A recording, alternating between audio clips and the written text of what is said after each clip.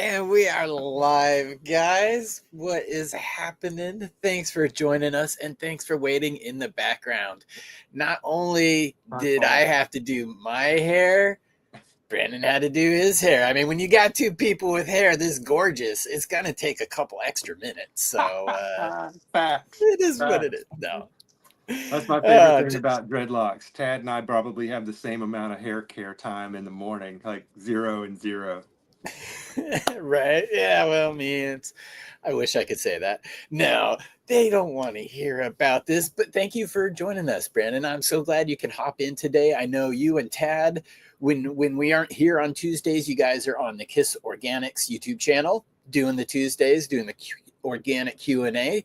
So if anybody here has just been watching on my channel, go over to the KIS Organics channel, and vice versa. If you're over there, come over to Chad Westport and check it out. Yeah. So you're a regular on the show, but we've only had the chance to talk a few times on the Q&A. So real quick, do you want to just kind of introduce yourself for anybody who may not be familiar yet? Yeah. So thank you. My name is Brandon Hudson. I'm often confused for Chad Westport, but I am the agronomist, the soil nerd over at KIS Organics. And yeah, I've been growing cannabis for 40 years. I love the weed in the community, and I'm here to help growers if I can, Heck yeah, dude. And you've been a great resource for me. I know you've been a great resource for a lot of people out there in the community too, especially for, people using the KIS Organics products. You're able to talk directly with Brandon. So that's what we're going to do a little bit more of today. Oh, I see. It looks like Tad is in the chat here. Let's see here. Oh, no. Is Tad supposed to be on vacation right now? Because that guy works hard. Yeah. So he needs a day off. It says, all right, a bunch of people have ordered the Westport mix already. That is the collaboration that we have done. I got to, if I hide the comment, then I can show this cool little lower third I made. Nice. Yeah, the Westport blends. It's on the KIS Organics website right there. Those have been flying out, it looks like. I'm stoked, dude. I'm really stoked that people are going to use this. I hope they're trying it with my genetics, but it's going to work for all genetics, really. There's maybe some outliers in the, world of cannabis, but we also give a nutrient pack too for flowering. So there's a little extra boost if you need it, but throw it in a 7-gallon or larger, you're going to be good. Yeah, watch my no joke video. Watch the last no joke video. You guys can see it in action and kind of the results that I was getting. I actually prompted Tad last week. We were talking about it, and I said, "How about you and Chad do a top 10 tips for using that?" And he was like, "Okay, cool." So maybe that's something you guys can do in the future. That would be rad. Shout out to you. See a couple people in chat just being like, "Yeah, man, Brandon's the dude. Brandon's the guy." So, yeah, I mean, that said, guys, get your questions in. If you can tag either myself or Brandon, hopefully we will catch your questions. I haven't seen any yet, but go ahead and get your questions in. Again, we want you guys to kind of drive the show. Hey, Scotty Real, what's up, brother? Very nice. Let's get organic. Yes. Love to see him. Uh-oh. Brandon dropped out again, but I guess that gives me a good shout out then for the real grower. So good timing. Good to see you. Okay, Brandon's back. I'm back. Yeah, every time somebody tries to call KIS, it kicks me out. So don't order anything for the next couple of minutes. It shows you're busy. Or jump on the show live and get your questions answered by the expert in the chat. So wouldn't that be fun? Let's see here. Here's a question. Let me change this so I can blow it up or a little bit easier to read. I got to figure out which little button I go to over here. Bubble. I like the bubble. Okay, J Mars here. Brandon, what's your take on small home growers buying soil tests between organic runs? Is it worth it, or is it better just to re-up your soil each run? And I will add to that, is it maybe every third run or so? Great. Yeah, you beat me to it. So, yeah, so for home growers, Tad and I kind kind of sit on opposite poles of this for home growers. And what I always tell Tad is I'm not just farming cannabis, I'm also farming data. And so for me, it's worth it to do soil tests every round. Plus, I'm doing my own analysis, so the analysis is free. So it just costs me $60. Um, so I like to test every round. I think the best thing for a home grower would be to, if you get some brand new Chad Westport KIS Organic soil, you're not going to need a soil report. You're going to be totally ready for your next round. And like Chad said, there Seriously. could be some outliers if you're going to go long in veg, or you've got a protracted, a 12-weeker. You're going to have to add some fertility back in there at the end. But for the most part, I think that most home growers could do a round like that, and then as long as you've got decent water, you should be able to do, 2 rounds without testing. Just you could use something, any kind of complete organic fertilizer, whether it's the KISS nutrient pack or somebody else's that you trust, as long as it's got fertility that's balanced and sufficient for a extended run like that, you could just amend. And so what I could very easily do a round, just use the KISS nutrient pack, 1 cup for every 10 gallons of soil. And I could do that for 2 rounds. And then I could test after that third round. And why I think that testing is important every couple of rounds is because pH, we got to keep an eye on Mhm. pH. Yeah. Chlorides, sodium, the bad actors can sneak up on you. And so, I don't want a grower to call me at week 7 and all of a sudden their plants are crashing. So I think, Yeah. it's pretty easy for me, $100 per round. I always joke and say that's a quarter to a custy. That's a quarter sack to a custy. So I can justify it. Um, Perspective. yeah, yeah, old guy math. And yeah, yeah. But I think that anybody could justify it every 3 rounds, and that's enough to Yeah. keep you out of trouble. If you're on scale, $100 is a dunk. Like, you really should be doing that. And I know that there's been some, questions. I fielded a lot of questions in the last month, after Tad and Bryant Mason discussed the issues that Logan Labs had. And I guess the final period on that for me is that we've improved the system. We've added quality control steps to it. So we're not catching this as customers. Logan's catching this. And And he's going to say he thinks it's a good idea. See, this is how busy he is at KISS, which is a great thing. But yeah, I kind of agree. Every third we'll kind of space it out. I do the soil that I just used for the Westport blend for that no joke run. I am going to be using the KISS Organics, the nutrient pack. I have the nutrient pack and the bloom booster to use here, and I've been using those for a few years as top dressing. But I'm actually going to amend the larger soil mass this time, and I'll be doing a video series with that. You guys can watch me as I do it, how I do the measurements, how I actually do the mixing. I'm definitely taking them out of the pots, trying to amend in your pot, even if it's like a 10-gallon is hard. You really kind of want to dump things out into a larger soil mass. You could get a better mix on things, but I will be doing a series on that. So yes, I was just kind of hopefully finishing your thought there of every yeah, third time sorry. is good. If It is if I good. if I get another call, I'm gonna dip out for a second and take the KISS phone number off of my phone till we're done, just so I can stay here. Yes. All right. And then you guys will definitely get back to them shortly. And we have a ton of questions stacking up already, which is great. Let's do it. Um, yeah, let's see here. This was an interesting question. I was just kind of mentioning, well, we're both mentioning the organic, the nutrient pack that we can top dress with, or we can amend the soil with. I've been using it as a top dress too.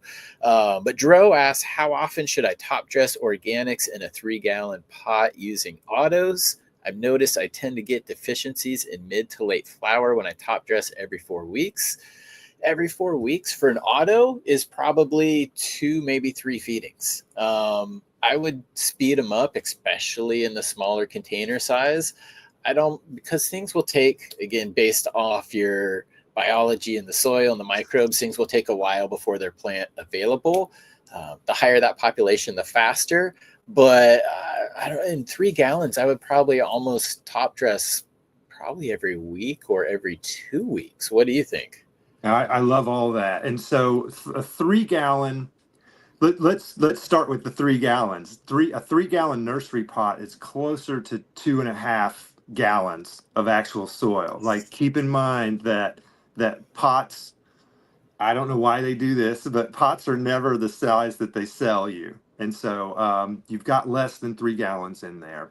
Um, and, with autos, one of the things we really want to focus on is not disturbing those roots, because when you transplant autos, anytime you shock an auto, you're losing significant harvest metric from that. And so we really want to just get those going, foot on the gas. And so I would be feeding, maybe the first 3 weeks, I wouldn't feed anything, and then I would feed weekly.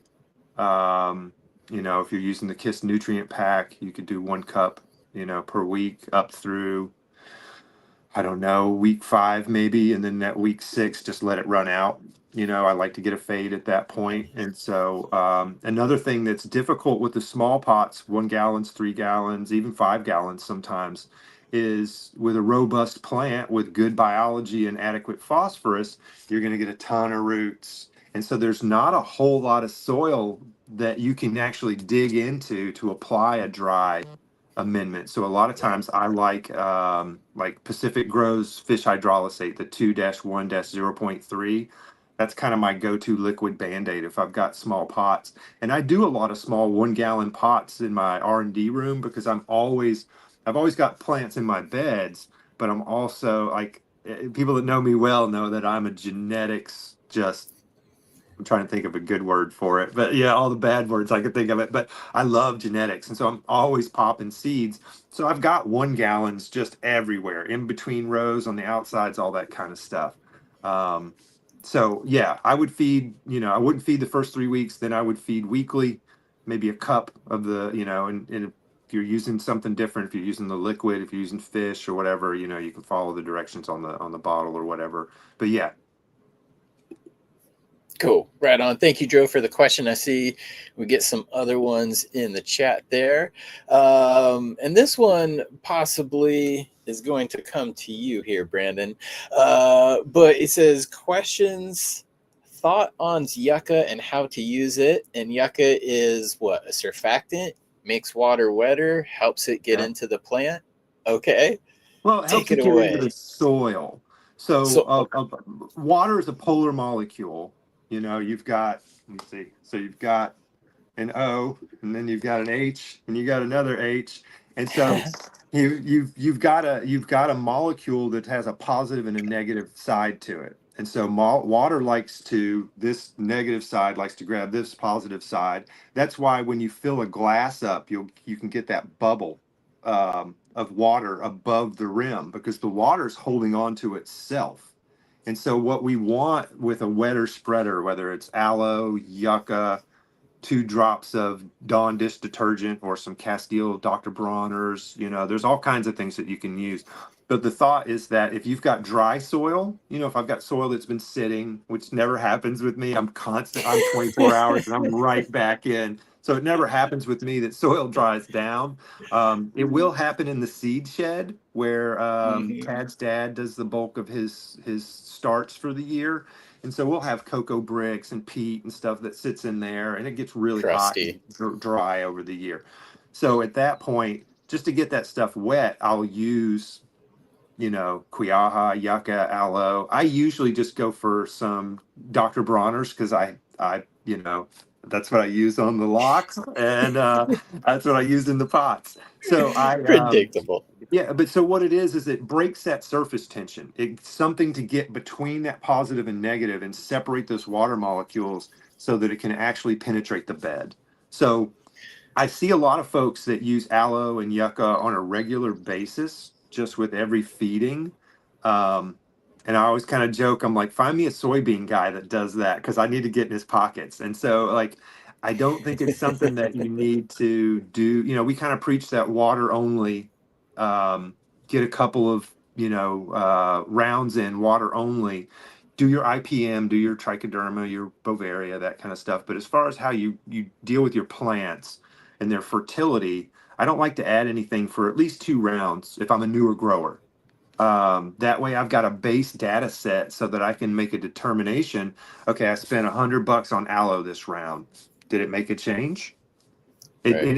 In my experience, it didn't change anything for the harvest metric or the quality of the flower. And so I look at surfactants, they have a job. And, surfactants are great if you're flushing. That's another place that surfactants are great, because as water, it's going to take the path of least resistance. It's holding on to itself. So Mhm. where's it going to go? It's going to go where your root balls were. It's going to go down between the bed and your soil. So it's going to take that path of least resistance. So if you use a surfactant, aloe, yucca, something like that for a flush, that's another great time to use it, because that way it's actually penetrating the bed, picking up ions. Because otherwise, and you can do this with an EC pen, you can do a flush, watch your EC pen, and it's like, wow, that's just super low. I'm surprised. And then all of a sudden, boom, here it comes. It's because your soil hasn't been penetrated yet. So, yeah, that's my thoughts on it. And that's, for probably the easiest example, I think, is like when the soil is hydrophobic, you're pouring the water on and it's just sitting on the surface. It's Or not just going running anywhere. It's out. just Yeah. sitting. Or yeah, straight down the sides and out the holes. Like that's the time when you want to introduce something like this. Yeah. Uh, and Rusty Nails mentions soap nuts, and I forget which one, but wasn't there something that eventually could be toxic to fish, or maybe it affected the oxygen levels in water? I don't know if soap nuts was it, or if this is even ringing the bell for you, because this was a big conversation a few years ago, and I haven't really Yeah. seen it since. But Yeah, I haven't seen that, but I do know that folks use soap nuts. There's, all kinds of alfalfa, barley. There's all kinds of stuff that has natural saponins in it. Um, okay, and saponins work like surfactants. you know Saponins are surfactants. All surfactants aren't necessarily saponins. So it's but it's soap nuts are fine, they're great. And again, these, especially if you're only using these in okay, specific instances where you need to get soil wet or something like that, I don't think it's an issue. But I haven't seen anything about residual from that Google. runoff effluents killing marine vertebrates or Okay, anything like that. yeah, Google, my Google search here says there, water soluble saponins could be toxic to fish, but then again, you have to get certain concentrations. That's a whole It's in nother the ball of dose. worms, so we won't go down Poisons there. in the But dose. And so that is yeah, a good point. Like saponins, um, I've heard Coots say that you don't want to add too much alfalfa because it brings in too much nitrate and it runs the worms off. And with, all due respect to Jim, that's not what's happening there, because the agronomy side, we know that alfalfa is not bringing in a whole ton of nitrogen. It's a low nitrogen input. It's enzymes, but what it does bring in is a bunch of surfactants, and they will um, compromise the physical body of a roundworm. So it will hmm, eat a hole in your worm, and so your worms will start trying wow, to flee the bed. And so yeah, so they use them. They use saponins on. They feed saponins to horses, because what gives horses arthritis, and arthritic horse is a dead horse, unfortunately. And so what they do is they feed lots of saponins to horses in their feed, because it's nematodes that actually cause the arthritis in horses. And so they're that's why a lot of people use traditional dewormers and that kind of stuff, which is why you want horse manure to mature before you add it to a bed, so you don't impact your worms. One of the reasons. Trivia. and I see, I mean, that is kind of fascinating. Again, you bring up so many wormholes for me. It's hard for me to stay on the track of like the show. I'm like, really? And what a so Weird, right?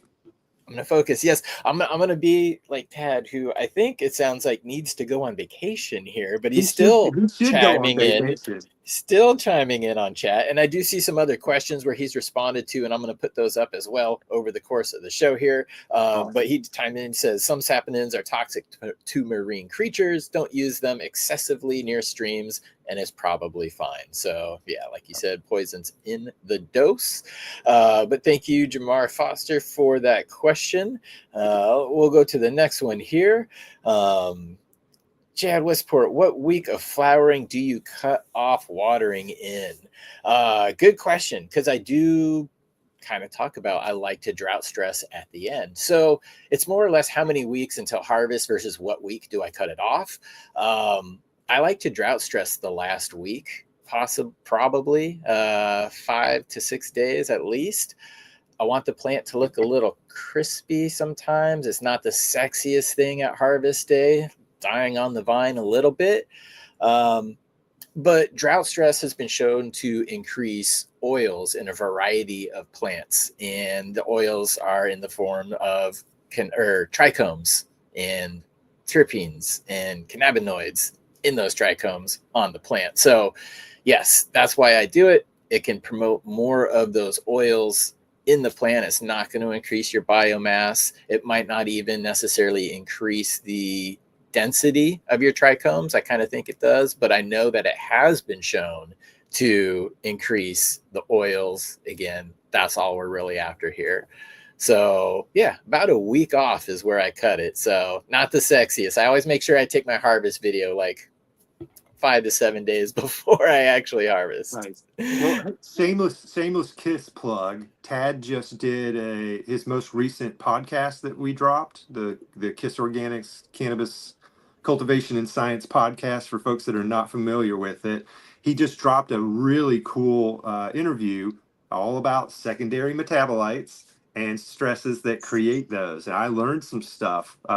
So if anybody wants to do a deep dive on what Chad was just discussing, go check out that podcast. Great information. He talks about dilution effect, like all kinds of stuff, and really separates the bro science from the science there. So great podcast. Awesome, man. I'm definitely going to have to go and check that one out because I do have studies that support it. And it's been something I've been working with for years, but always to have more backup. And there's probably more current research, I would imagine. And again, specifically the research that I had looked at, and I just want to point out that this is important before we move on. If you can find research that is specifically on cannabis, that's just... that's the kind of the gold standard that we're looking for, because a lot of research is carried out on plants, not cannabis, but we can correlate, get some information from that. But yeah, when it's specifically on cannabis, specifically on the things that we're looking at, the secondary metabolites, that's the bonus. So, all right, Brandon is back. Garage Grower has a good question for you here. Insect frass. First, maybe we'll say, why do we even put it on? What does the plant do? What is the benefit of it for anybody who's not familiar? But the question is, how often do you use insect frass as a top dressing? Okay, so frass. I love insect frass.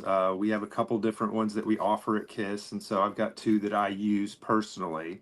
I use frass from the soil fertility side of things for nitrogen, and then I use it as a biological stimulant for the plant. So frass is bug poop, black soldier fly and mealworm are what we work with. They're both pretty clean inputs, and the reason I really like them, because I can get nitrogen from all kinds of stuff. Nitrogen's the easiest one. Feather, alfalfa, soy, like you can be veganic, it's nitrogen's a piece of cake. I bring it in because it's got chitin and chitinase in it. And so, and that's something else that's really interesting in the stress podcast that Tad just did. The ability for plants to essentially smell or sense either chemical or physical, whether it's herbivory or whatever. Yeah, somebody just said chitin. Yeah, chitin and chitinase. That's what stimulates an acquired immune response in the plant.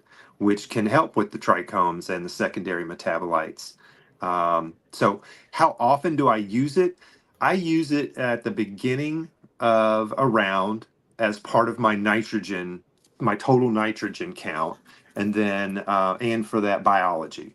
And so I only do it once a round. If I needed to top dress late in the round, if I'm in week 5 and I see nitrogen, I might add some alfalfa and some frass because they're not going to bring in a ton of nitrogen, which, delays senescence, delays your finish, diminishes terpenes, and reduces harvest metrics. So we don't want excessive nitrogen at the end. So those are two good things that you could bring in, but I wouldn't bring it in just like on a calendar or anything. I would only bring it in a second application if I had an early fade. I like to do things for a reason, not because I've got it or somebody's selling me something or I'm listening to my plant. I like to go in and just sit with my plants.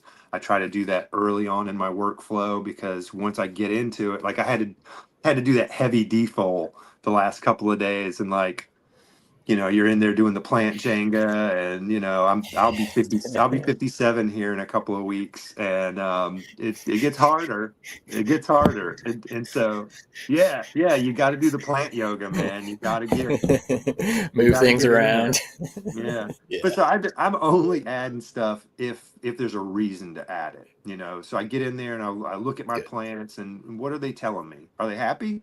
I'm gonna let them ride. If I see a deficiency, then I'll apply it. But I only do the frass. I like to get it in there because I think it's important. But I only do it at the beginning unless I see an issue. And I like being,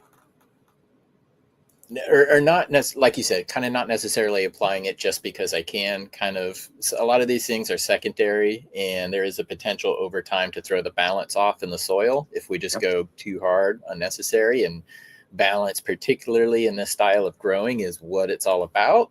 So that's a very good point that you made there, and it kind of leads to the next question. From Buddy, he says, when you have a nutrition problem, does it take longer to recover in organics? And first of all, the dichotomous key, is that what you guys have on to help diagnose plant issues on the KIS website? And I always say, because I'm an audio guy, so I always think signal flow. I'm like, okay, start in the middle. Is the problem is the problem in the top, or is it in the The bottom? bottom. Because that right there tells you mobile versus immobile nutrients, and you just kind of keep cutting it down through process of elimination to find the answer. So that's one way to just kind of approach it. But this with organics, thinking ahead, taking good notes, and anticipation is probably my best advice. But to specifically answer the question, Brandon, but he asks, he says, when you have a nutrition problem, does it take longer to recover in organics? Do you maybe want to elaborate on that and Yeah. why?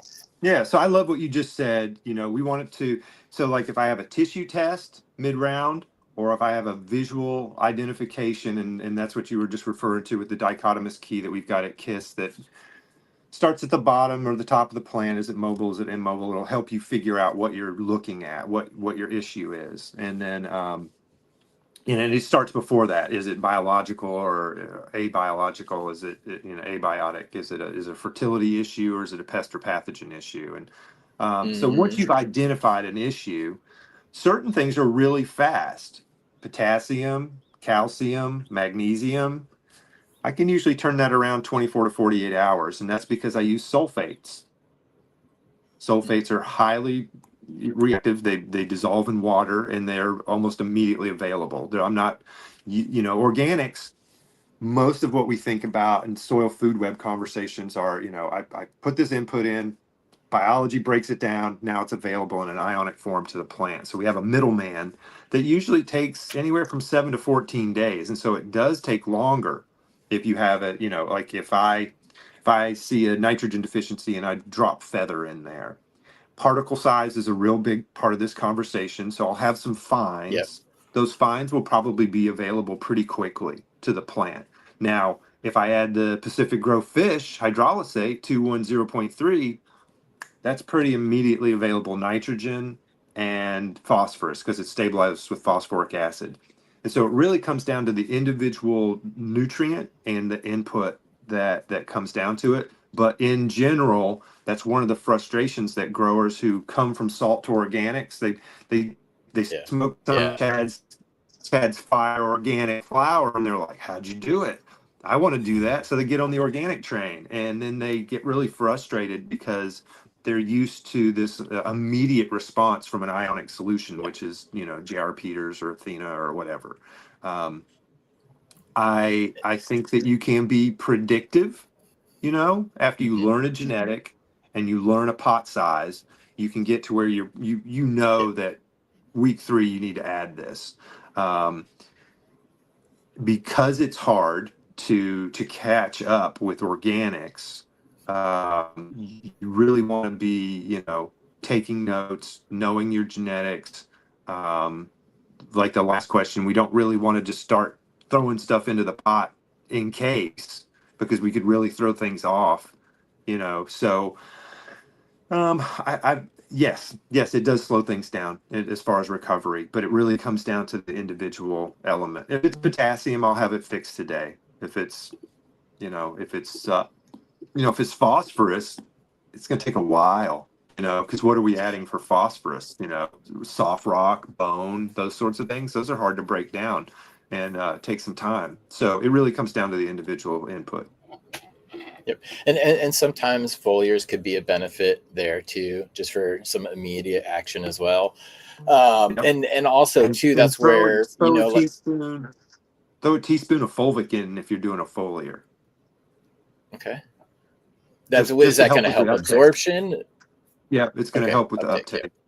uptake. Okay. And that,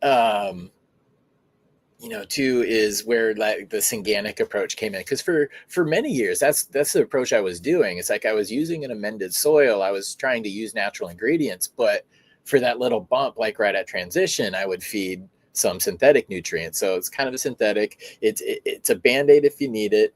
You try to avoid it because of, again, balance and microbial life, but that's where that came from. And yeah, with organics you do have to, again, be a little bit more I predictive.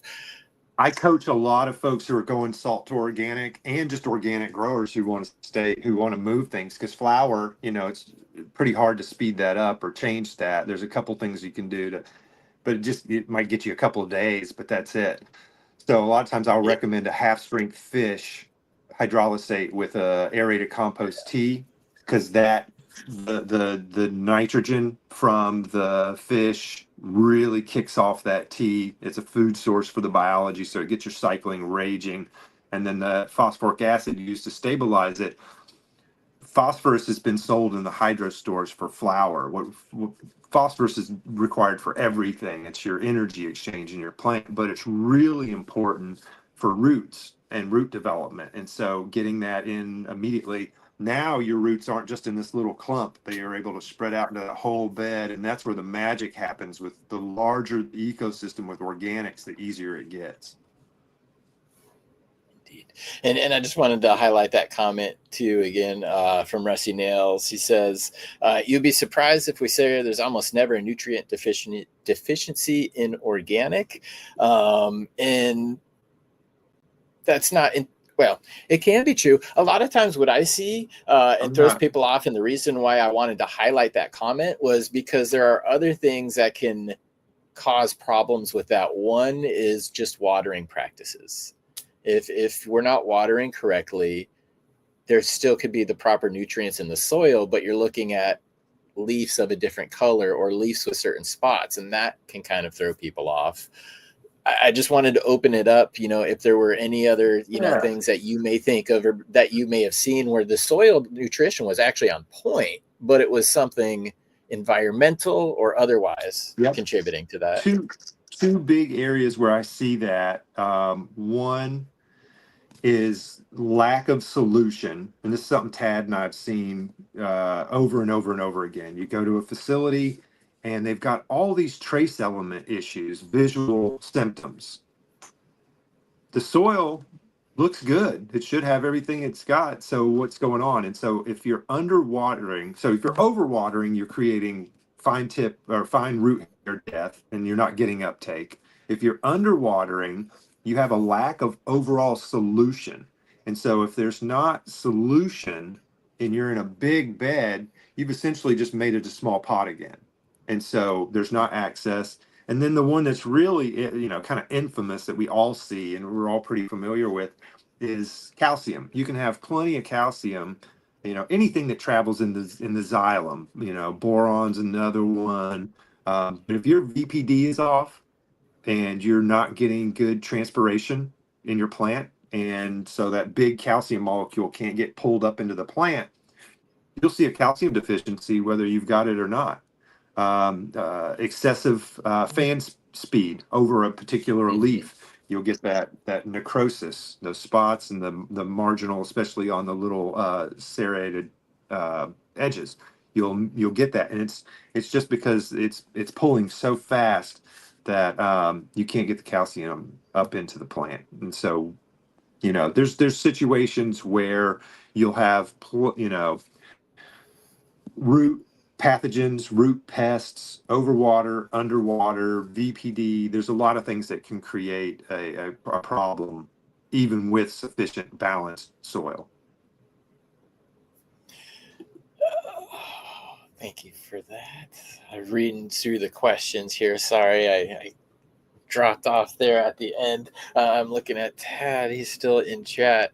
Oh yeah, so thanks for pointing that out. Sorry, back on track here. The one other thing I wanted to mention on that too is not as much of a concern right now because we're going into summer and the months are hotter, but like cool root zones. That's Cold another thing that I've temperatures, yeah. seen.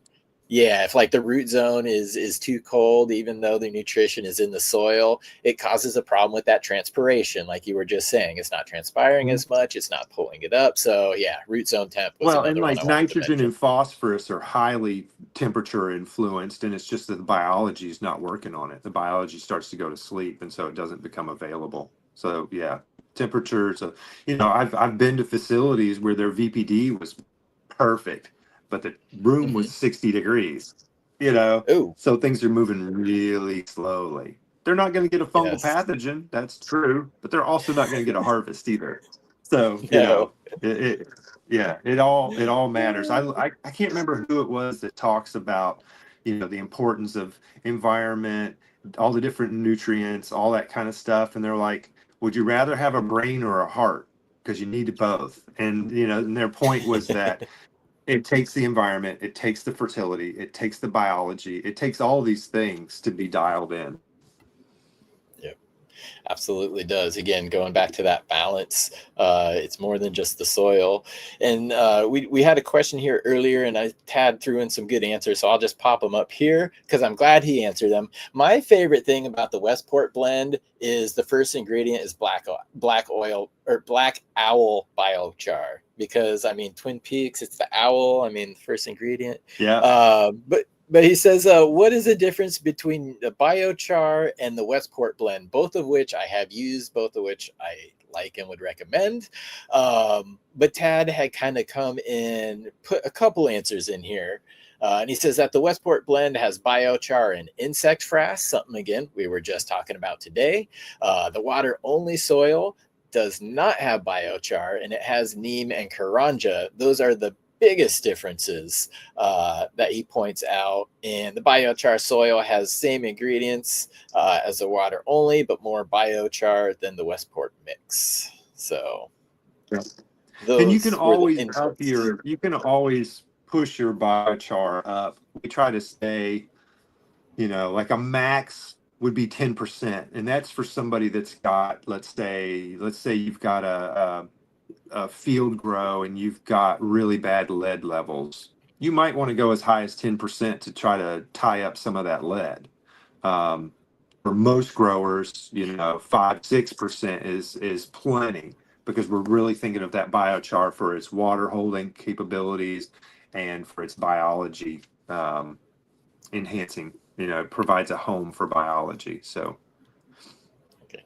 You answered my follow-up question, which was the benefits of biochar. And I always like to think, I think of it as like those, obviously what you said, but in my cute little mind, it's like the little bee hotels because it's little hotels for the biology. There's little micropores. So they just boop, boop, boop. It's like a floating big awesome hotel for the biology. But Yeah. Obviously, They there's more can go scientific out and do their work. explanation. They can do whatever their little critter work is, and then they can get back to that hotel real quick, you know, and hide from predators. And yeah, it's pretty neat. Yep. All right. So let's see here. Louis Farmstrong. Funny comment there. He did also type in here that AI recommends KIS Organics microbe catalyst as the best microbe boost available. That's freaking cool. Way to go, AI. I don't know how one Yeah, yeah, accomplishes this, but it's all weird. But that's kind of a cool, fun little feather in the cap there.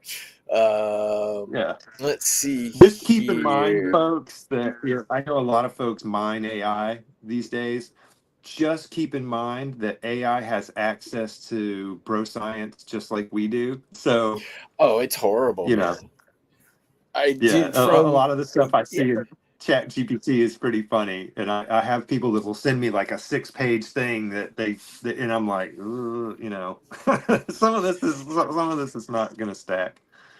It's really obvious to me again because of the writing that I do and the target grower that I'm after. I have to do my research and I look at what a lot of the other competitors are, and it's so painfully obvious what is written because I can now tell the patterns of AI and what it looks like. And you mentioned the Yeah. point, and I've been meaning to do a video on this forever, but why AI is going to get this wrong for exactly the reason you said. There is so much wrong information out there that it doesn't know it. And basically, whatever is repeated the most is going to become the truth. And again, The doing my loudest and research the most from, confident. yep. And from going from website to website to website of the main, we'll just say competitors out there for the company I write for, I see the same copy and paste and spelling errors. Yeah. So that to me again is just like y'all just phone this one in. So yeah, AI for growing cannabis is going to get it wrong in the short term. In the long term, it may adapt. But all right, enough about the AI stuff there. It's not everybody Yeah. loves it, but Terminators are going to get us someday. It doesn't matter. I know Skynet's real. All right, here's get back. Thank you, Anthony, for pulling us back from the Right? brink of extinction. I almost said attitude, but he says, can altitude affect plant growth? I know it can outdoor, but I wonder if even indoor would have the same challenges. Short answer for This me is, is going to be yes. You look like you were yeah, so, winding up there yeah. for a longer answer. No, this is something I was just going to say, just full, you know, sometimes I don't know. And this is something that's just Hmm. not on my radar. You know, chemistry gets affected by altitude. You know, like anybody that's baked a cake on a mountain versus at sea level could tell you that Yep. chemistry gets affected by altitude. Um, I I don't know you know, in an indoor environment, if you are able to manage Hmm. the environment, temperature, humidity, all that kind of stuff. I don't know how impactful that altitude would be. So I just honestly don't know. That's good answer. And again, I love to give the I don't know when I don't know. And, we can usually point you to somewhere you can find answers or give you something to go off of. And we're doing that here. It makes me wonder, because morphologically, yeah, we do see differences of like, a lot of the Afghanicas, the shorter stuff that are grown at super high elevations that say squat compared to like equatorial sativas that are down, basically at sea level. Um, But the is altitude, that more light driven than altitude? and that's because that's where I was going. I mean, being up higher, you are closer. You are getting more UV rays. It's like why you get more of a sunburn in Colorado than you get in Florida for like duration. It's just more intense. So that could affect. Even heat though affects the morphological patterns of just Yeah. like the leaves, um, and yeah, intense. So I that's have to say that's something that I yes. would look at.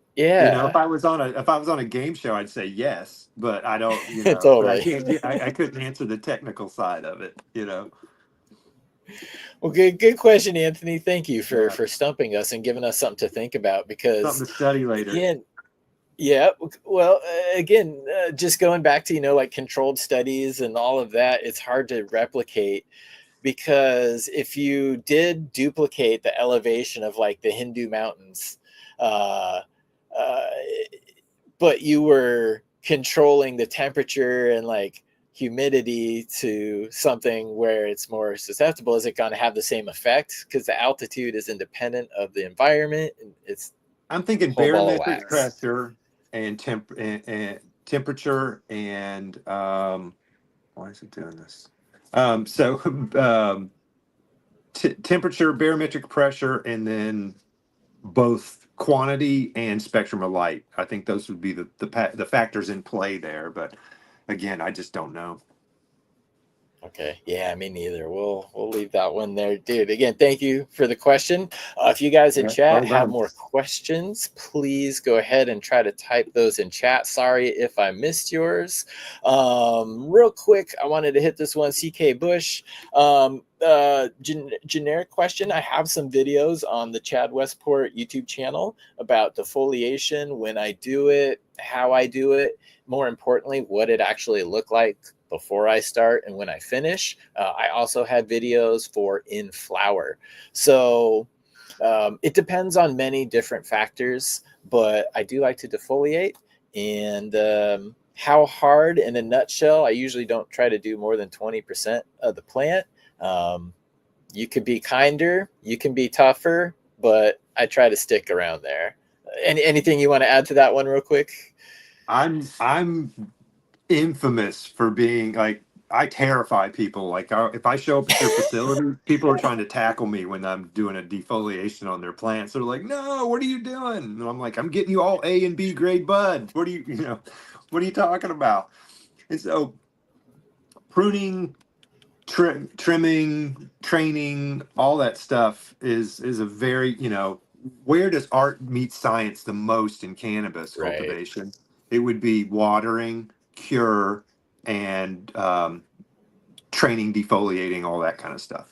And so it is one of the harder areas to tell people. I am pretty savage right at flip, and I do post on the KIS Patreon. Um, I I am known for posting a lot on Instagram. I'm trying to back off of that. I'm trying to leave the room. I'm getting hundreds of DMs a day, and it's kind of overwhelming. I need to, I still have a family that I would like to see and that kind of stuff after work. And then I already have a second job. I've got my own farm to run and that kind of stuff. So I don't post on there as often, but I do have posts on there where if you go back through, I'll show before and after photos of defoliation. And so I do a really hard defol at Flip. And so I just did that last week. And so I just posted some pictures on Patreon. I'll try to put them on Instagram tonight. But Like I do a really hard one. the day before or a couple days before I just do it day flip. of. I just Okay. yeah, rip and strip. I get rid of everything. I leave about 8 to 10 inches of canopy, and anything else Hmm. goes. Yeah. Um, Yeah. and it also depends on what you're doing. Like right now, I'm doing a seed run primarily, Strain and dependent so too. yeah, genetic dependent.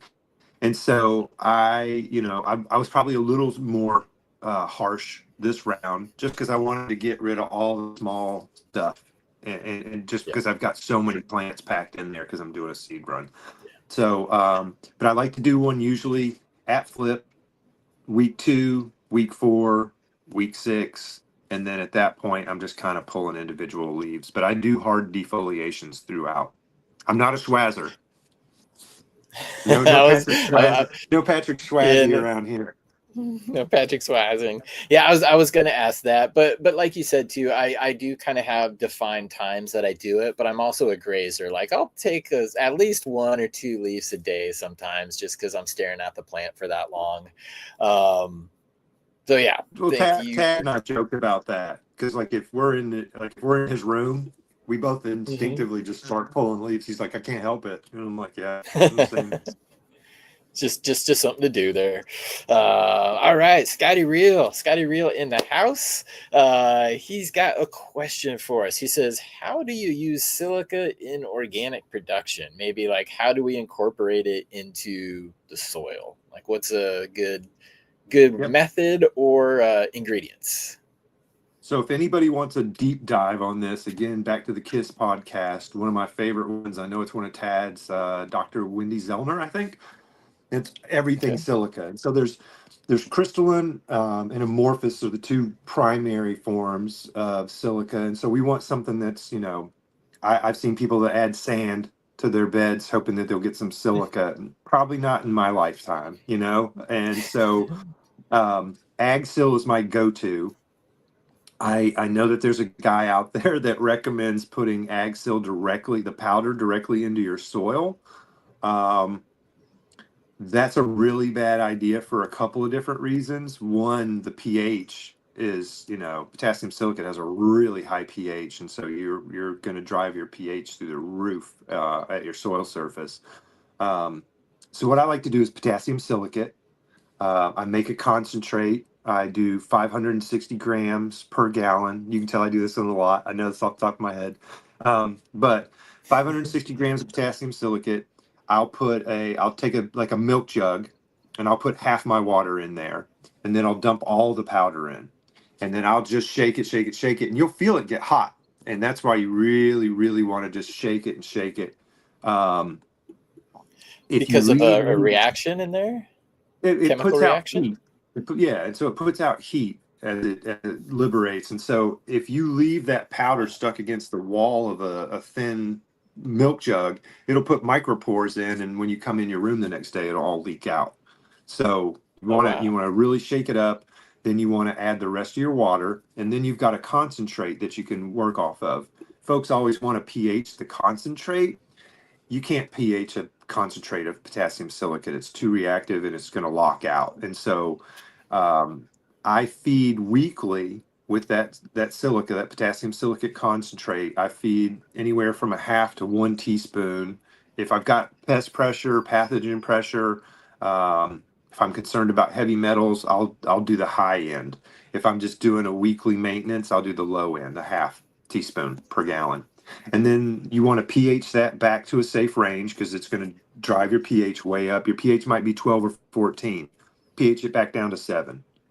Get it, And then another thing, and I know you and I've talked about this, like we all learned as kids that, just watching Batman, that acid's dangerous. They're going to throw you in a vat of Yeah. acid or tie you up over a vat of acid. Nobody ever talks about bases.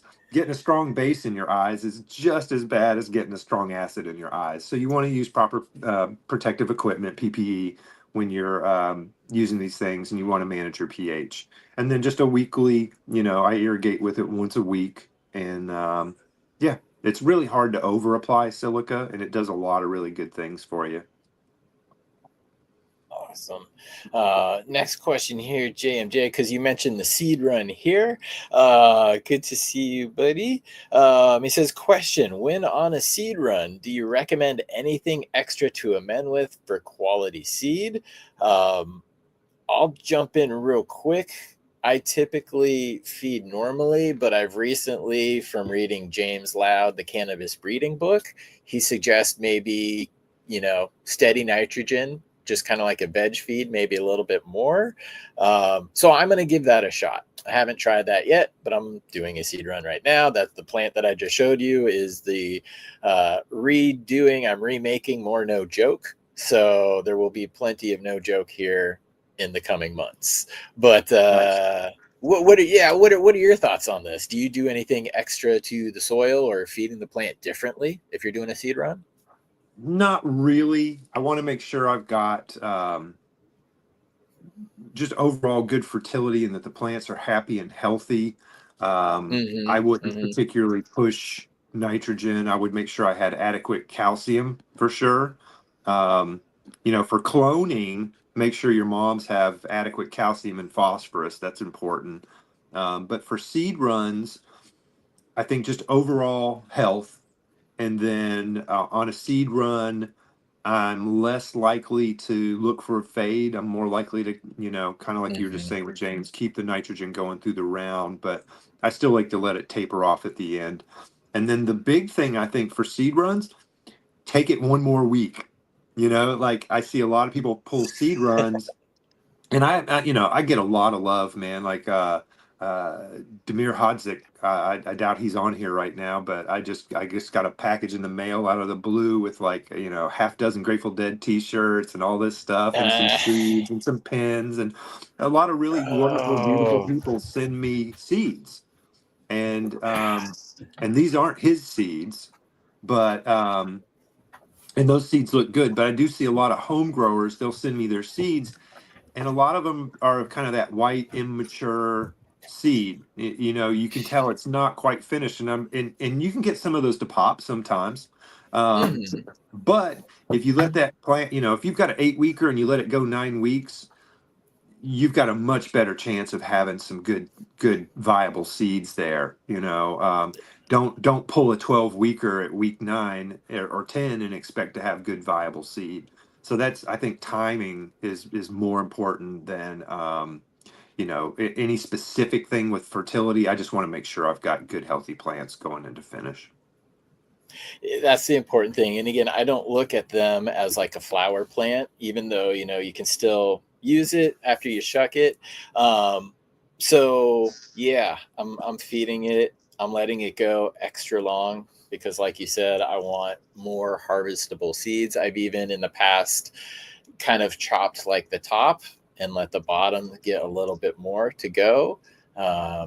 So yeah, you mentioned the Grateful Dead shipment. I had to switch because I was sent this from Mr. Coma. He was one of the testers and a friend um, I for the love it. last round of seeds. But he sent me this Grateful Dead. He's like, hey dude, it's the official merch. I accidentally put two in the cart. Are you a fan? Would you like one? I was like, dude, that is so rad. I love it. So I just love wanted it. to shout him out there and say thank you for that. But yeah, it's Keepers like of the my flame. It's the special hat. Deadhead. Yeah. Yeah, it's my Yeah. And we special one. talked about it in that last time you interviewed me, like being a deadhead. One, I just got to have more fun than anybody else on the planet being a deadhead. So I love it. But um, being a deadhead gave me not just the access, but just the knowledge of um, there's better weed out there than what you're smoking back at home in your little hometown. Like, holy cow, you know, that Cleveland show, oh my God, that was the best weed I've ever smoked, or that whatever show. And, and Yeah. there's some famous, chems and sour diesels and shorelines, and there's some famous genetics that we know, or at least mythology would tell us that, showed up and got traded on a dead lot. But for me, just the whole concept of kind bud, Hmm. Sinsemilla, that was deadheads, without, Spanish for without seeds, and kind bud. That's what it was. And so getting on Dead Tour, I'd been smoking, a lot of brickweed. And then to see, what loved, cared for, cannabis looked like, smelled like, tasted like, and what it Yeah. did to your head, Totally.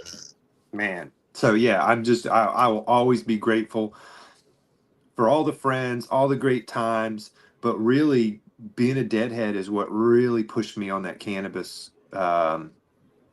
journey. I wanted something out there that I knew was out there, and that was the swap meet. Dead shows were the swap meets for cannabis. Yep.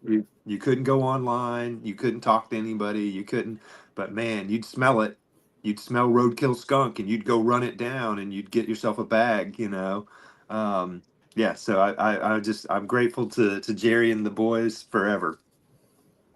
Absolutely. And like Adam, the wizard, is saying here, is the dead put so many important people together. And that is the absolute truth. I So don't know if we were important, but we were like-minded, and put a lot of important to like-minded, each other. yeah, people in the same room. That was the coolest thing. I was telling my wife the other day about just how cool it was. You'd get, 100 miles from your city, your next city of destination, and then all of a sudden it's all freaks and tie-dye and stickers on all the cars, and that was the high sign that you were in line with your people. And it's making my hair stand up right now, man. It was the coolest thing in the world. The little dead shuffle that you do as soon as you get past the last security check. The little, you know you're kind of walking, kind of starting to dance already, like Oh god. I wish I was around that more. I wasn't part of that scene. I didn't have the opportunity. I had tickets once to go, but I chose to go surfing, and then a year later Jerry died. I'm like, Mm. I missed that boat, but I knew a lot of the people and a lot of the stories that I hear. I can completely relate with, down to that shuffle. When you pass the last security guard and you're holding, you get a little swagger in your Yeah, step. you got a little So, little pimp step. Yep. Yep. yeah. The shakedown guy. You immediately turn into the shakedown guy. You got your little pimp walk going. Oh Yeah. god, yeah, Good and times. especially now knowing what I do about genetics and the lot, like, I really wish I would have just even gone to that day and say I've been, on the lot, but Man. Yeah, never I, again, I think never about all again. the seeds we threw out. Like my dad passed away 2 years ago, and my twin brother unfortunately had to kind of do the all the hard stuff when somebody passes away. He had to go through the house and all that kind of stuff, and he was Yeah. doing it by himself. And my brother's got some serious health challenges, and I just didn't have the balls or just too much heart to ask him, like, while you're going through all this stuff, because my dad was a raging pothead. He grew weed. I've been smoking pot since I was 4. That's not smart or good for your body, but I grew up in that environment with heads. I grew up around heads and surrounded by them, and just the seeds I know that were in that house that got thrown out, that all just went into the giant dumpster. Like my dad hid seeds and weed in everything. Like it was in the curtain rods. He had, like, film canisters tucked into the curtain rods. It was everywhere, you know. And and he really didn't grow much after he probably quit growing in his early 30s, and yeah, man, the seeds that got thrown out in that house, I just think about it all the time. I'm like, man, there was, like I talked to somebody recently who his uncle had passed away, and he was doing the same thing, doing the anthropology at the house, and Hmm. came across this film canister. For folks that don't know, film used to come in a little plastic can and it was perfect for carrying weed around and seeds and stuff. But he found some film cans that said Jamaica 71, and I was like, send them. He's like, Send would you them. buy these? I was like, bro, I got room. I'll throw something out. Send it. But yeah, just the Yeah. stuff that we took for granted. Wrote. It Hindsight is 2020. Just like I said, if I knew Jerry was going to pass away shortly after that show, I definitely would have been there. Yeah.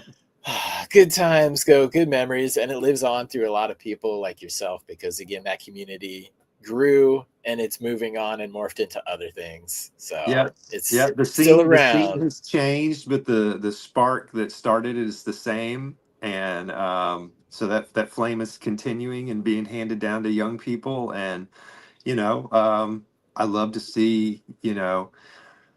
I don't want to sound like the old fart bitching about stuff, but like the scene has changed. The drugs have changed. Like when I was going to Oh shows, it was yeah. all about Oh yeah. psychedelics and expanding your consciousness. And there's been a lot of kind of, opioids and things that have Yeah. kind of insidiously, they were always there. Jerry was a heroin addict, so it's like it's always been there, but it feels a little different. And It I'd be afraid to be the same person I was back then today, because there's so many more things today. There's a lot more concoctions and there's a lot more danger. yeah. Each generation needs to one up the previous, and it's probably going to continue to go that way. Yeah. So And I'm that's not why in just in people. Yeah, I don't want people to think I'm the old fart bitching about it or complaining about it. I want young people to know just to exercise some caution, because it's not as easy as it was. Like it's weird because we were looking at 30-year sentences and stuff for acid, or growing weed. And so But like there was a lot of legal trouble you could get into. Legal trouble's one thing. Not waking up tomorrow is a whole other thing. And so I just, I worry about young people these days. I've got nieces and nephews and my own children. My youngest is turning 16 today. So when I get off this, I'm gonna go eat some birthday cake. And but it's a harder world to navigate for yeah. those folks. And so I respect them. I appreciate them. I'm so indebted to young people for keeping the spirit of the Grateful Dead alive. And part of that is the cannabis community. So I'm just indebted to all these people. Well, that's a great way. Maybe we should just end it there. We keep on trucking. Yeah, that's Right probably a on. good thing. So let's for house cleaning again every Tuesday. KIS Organics YouTube channel. Catch Brandon and Tad. Usually the second Tuesday of every month. We're over here as well on the Chad Westport YouTube channel. I know in a couple hours, 45 minutes at 4 o'clock on the Cannabis YouTube channel. I'm sitting down, JR and Q asked me some questions about No Joke, some of the breeding stuff, and we talk about the GGC Cup. So check that out coming up in 45 minutes. ChadWestport.com. I finally got my payment processing back up after losing it. So that's good. That's nice. Things are back there. I will put up the link for the Westport blend over at KIS Organics.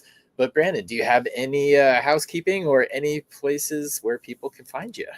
Yeah, so I was going to tell people go get you some Westport blend and get you some No Jokes, especially if you're going outside. Like people ask me, what do I run outside? I'm like, it's got to be Chad's. Like that's the only thing that was still standing, and I didn't lose anything off of it. So it's super impressive. Um, I might be giving a talk in Portland like I did last summer. That's still kind of up in the air. I'll be out with Tad in Montana in September for our KISS Nice. Cannabis Conference. Suzanne Wainwright Evans, the Bug Lady, will be there. Dr. Nadia, Dr. Greenhouse, best person for environmentals. She'll be there. Dr. Michael Brownbridge, that's Cornell and Bioworks for pathogens. So we're going to have a real stacked deck as far as kind of who we consider to be the top of the field as far as these different areas. But yeah, I'm there. I'm at KISS. We're kind of taking a little summer vacation. So we're not doing book club right now, but we're still doing our end of the month hangouts. And then you can always email me at KISS. I'm kind of stepping back from social media a little bit. It's just getting in the way of me getting life done. And so I'll still be posting on there and that kind of stuff. But yeah, that's pretty much it. Thanks Right for having me. on. Dude, thank you for coming. Thank you for hanging out. Again, I hope we get to do it more in the future. I'm sure we will. Rusty Nails, real quick, he said, does the soil come in 7-gallon sacks or do you need to buy two? I believe it's the 7.5-gallon bags for the Westport blend. So 7.5, one bag's going to get you solid for that grow. Amend it on your next grow. Keep on using it. That's the point of the soil is you kind of buy it, use a nutrient pack, amend it, you're good to go for a long time. Rinse and And repeat. you'll appreciate the pumice in there instead of the perlite. That helps the situation a lot. Big time. So I guess with that, everybody, again, thank you for watching. Thank you for hanging out. We will see you next time. Have a good one. Party on.